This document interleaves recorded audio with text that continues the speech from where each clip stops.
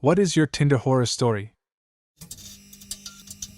My Tinder nightmare began on January 8th, 2014 when I started texting with a beautiful woman who I knew was out of my league. I'm a 50-ish Caucasian guy, out of shape, overweight, but otherwise stable and normal. She was a 30-year-old black woman, college-educated, stunningly beautiful and very elegant and slender. Nonetheless, after a few days of texting I invited her to join me for dinner at a very nice restaurant downtown. To my dismay, she actually accepted my invitation. I was waiting for her at the bar, and when she walked in, my jaw hit the floor. She was so beautiful I literally lost my breath for a moment. She was taller than me in her heels and was wearing a beautiful short dress with the most amazing legs I had ever seen. She greeted me with a bright smile and a gentle hug, and we were escorted to our table. We had a very good date, the conversation flowed, and she seemed to have a good time as well. We decided to continue the date, and went to a couple of bars for drinks. Finally, she said it was time to go home, and since she had taken Uber earlier, I offered to give her a ride home, and she quickly agreed. All this time I thought that, even though the date was fun and comfortable, I assumed it would possibly lead to a friendship at best, considering the obvious differences. Well, when we got to her place, we talked for a few minutes more. I offered to walk her to her door, but she declined. She then got out and walked around to my door. She leaned through the window and planted a very brief but sensual kiss on my lips. My heart stopped. She then leaned back and smiled.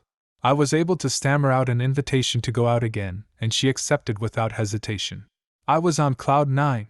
I knew that this remarkable woman would have a profound effect on my life. It seemed predestined. Fast forward a couple of weeks. She and I had been seeing each other nearly every day, and I was developing strong feelings already. But something was wrong. I had a weird nagging sense that she was hiding something. Although she was being very affectionate, something just felt off. Then finally it happened. We were out at a bar together. It was a good time, but she seemed distracted. As we were leaving, she turned to me and said, in a serious tone, "We need to talk." I thought, this is it. The differences between us are too much for her, and I'm about to be friend-zoned. But nothing prepared me for what came next. She asked me to just listen and not say anything, and I agreed. She then started out by saying that she had developed strong feelings for me, but there was something that I needed to know about her that might make me want to change my mind about pursuing a relationship.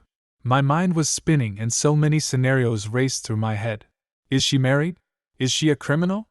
Then I remembered a few days earlier when we were making out, and I touched her breast lightly, and realized that she had breast implants because it was quite hard. So I thought, OMG, is she a transsexual? But as it turns out, she wasn't, but that would have been better than what came next. She looked at me, and with a tear in her eye, she told me that she has stage 4 breast cancer. She was originally diagnosed 4 years earlier as stage 3 and had beaten it back into remission after having a double mastectomy along with radiation treatment and chemotherapy. Now it had returned as stage 4, and she was to start chemo again in 2 weeks. I was floored. She then stated that she will understand if I wanted to turn and run, and she wouldn't think less of me for it. My response was to reiterate that I adored her, and I thought she was an amazing woman, and if she wanted me to take this journey with her, that I would be honored to do so. We kissed and just held each other for a while. Finally she said goodnight and went to her car to go home. I cried all the way home. We had a full amazing year together. I had to go to Japan for work, and she met me there in between chemo treatments. She never cried and was always elegant. I learned what the true definition of grace meant.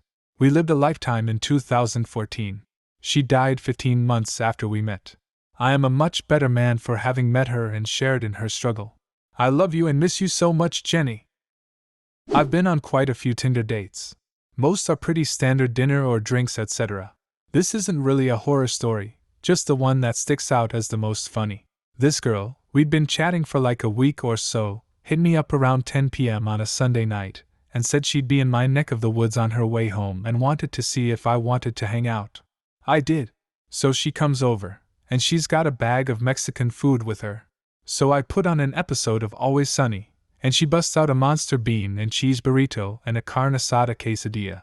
She asked if I wanted any, but I had already eaten. So this skinny, mind you, girl puts down both of these things in like 10 minutes. Just destroyed like 2 pounds of food. She wipes her face off, grabs my hand, rubs her tits with my hands, and gets up and goes. Welp, I gotta go. You can tell your friends you at least got something out of it. Never to be seen again. I'm still in love with her. Went on a date with a girl who had already told her whole family about me, before we even met. And she wanted me to meet them in person on the first date. Nope. This is the story of my second day using Tinder, and my very first Tinder date. It's Tuesday. I matched up with this girl, I'll call her Elle, and we chatted back and forth for a bit. She's cute as hell and I suggest meeting up, and I try to find a nice neutral spot near her where we can get together. She invites me to a barbecue with some of her former coworkers. I'm pretty hesitant to this at first as I don't want to meet someone for the first time at some barbecue. Well, I caved and I ended up meeting her at this barbecue, and in all honesty, it was pretty fun. Elle and I are getting along pretty well. She's trying to feed me shots of rum. I don't have any because I have to work in the morning, and all is pretty damn great. Anyways, barbecue comes to an end and she abruptly says, "Okay, I'll talk to you later," and leaves. Confused, I drive my ass home, and as soon as I get off the freeway she shoots me a text saying, "You could have come over to my house if you asked." I tell her I still can, she shoots me her address, and I turn my ass around and speed to her house. She doesn't live in the greatest part of town, but I was too certain that I was going to get some, so I didn't really care. I pull up to her house and she meets me out front and greets me as I walk up. As I'm walking up the stairs to her door, she mentions that she takes in stray cats. I'm allergic to cats, but really as long as I don't touch my eyes it's a non-issue. Also, I'm thinking she probably has maybe 4 cats at most. These thoughts are running through my mind as I'm still walking up the steps when she says, "Yeah, so I have like 15 cats," and then opens the front door.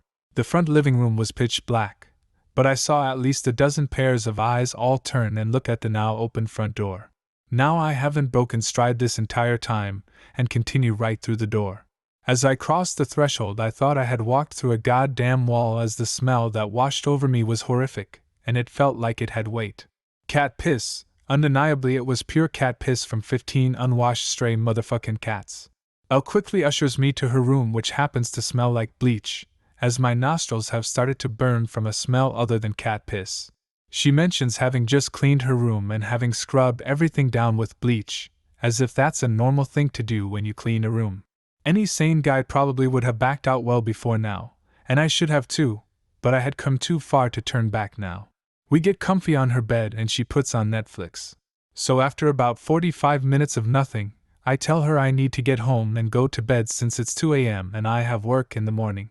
During my entire time at her house I tried really damn hard not to touch my face, but I knew since walking in there was no way I was getting out unscathed. I drive home and my eyes are itchy as hell and are starting to water. After getting home, I look in the mirror and my eyes just look like total shit, completely bloodshot and itchy. The allergy has never lasted more than a couple hours after starting, so I went to bed and figured I would be fine by the morning. Boy, was I wrong. I wake up with my alarm at 4:45 a.m., bleary-eyed and feeling like total shit as I expected. My eyes are heavy and I can barely open them as I shamble to the bathroom to take a shower. I flip on the light and see, or rather barely see, a fucking horror show. My right eyelid had swollen out to the point where it was nearly in line with my brow, and was completely swollen shut. My left was not much better. Even worse, it felt like sand had been poured in both of them. I had to call in sick to work and go to the doctor to get a prescription to bring the swelling down when it looked like it wasn't going down after a couple hours. I text Elle mentioning that apparently I was more allergic to cats than I remembered, and I never got a response. My buddy isn't the smartest man. He picked a chick up and drove to a motel. They were walking into the room and she says, "Oh shit, I forgot my purse in the car, do you mind if I go grab it?" He says, "Yeah, that's fine," and tosses her the keys. 5 minutes later H.E. walks outside wondering where she is and his car is gone. He got his car back. I think the police found it about a week later. I don't think she was ever caught though. If you're in Baltimore swiping, don't let her near your keys. There was this guy. He was a solid 10 in his pictures. He messages me, asks me if I want to meet up for coffee, so I say yes. He messages me and tells me that I have to pick him up. Okay, whatever, I'll do it. I pick him up, and we decided to go eat instead. He's super funny and cute, so we hang out some more after dinner. Then he pulls out his phone and proceeds to tell me that he has a son and his baby mama took off to Washington, but has no idea what part or anything, with him, and he hasn't seen him in months. So he then takes out his phone and tells me to go through a folder on his phone of pictures of his son. Like 300 of them.